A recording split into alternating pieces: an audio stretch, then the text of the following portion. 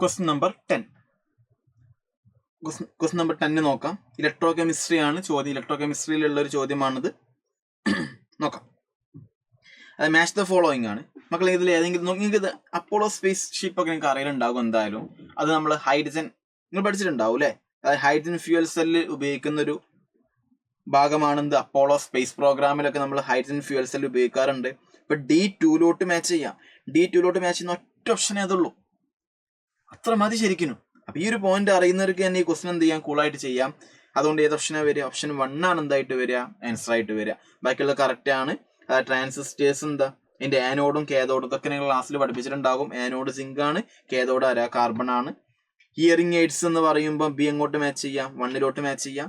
Inverters ഒക്കെ ബാക്കി ഈ ഒരു പോയിന്റ് കിട്ടിയാൽ നമുക്ക് ഈ ക്വസ്റ്റൻ എന്ത് ചെയ്യാൻ പറ്റും, ചെയ്യാൻ പറ്റും. ഇത് ഇലക്ട്രോ കെമിസ്ട്രിയിൽ ലാസ്റ്റ് പ്രൈമറി ബാറ്ററിയിലും അതേപോലെ സെക്കൻഡറി ബാറ്ററിയിലും ഫ്യൂവൽ സെല്ലിലും എടുക്കുന്ന ടോപ്പിക്കാണ്.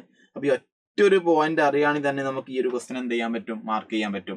ലാസ്റ്റ് ഭാഗം പോയിട്ടൊന്ന് പഠിക്കണം. എന്ത് primary battery, secondary battery, fuel cell, അവിടെ ഉപയോഗിക്കുന്ന ഓരോരോ എക്സാമ്പിൾസ് ഉണ്ട്. ഡ്രൈ സെല്ലുണ്ട്, മെർക്കുറി സെല്ലുണ്ട്. അതിന്റെ കാര്യങ്ങളൊക്കെ എന്ത് ചെയ്യുക, അതിൽ ഉപയോഗിക്കുന്ന ആനോഡ് ആരാ, കേതോഡ് ആരാന്നൊക്കെ എന്ത് ചെയ്യണം, നിർബന്ധമായിട്ടും മക്കൾ എന്ത് ചെയ്യണം, ഒന്ന് പഠിച്ചു വെക്കണം. അപ്പൊ ഓപ്ഷൻ 1 ആണ് എന്തായിട്ട് വരിക, ആൻസർ ആയിട്ട് വരിക കേട്ടോ.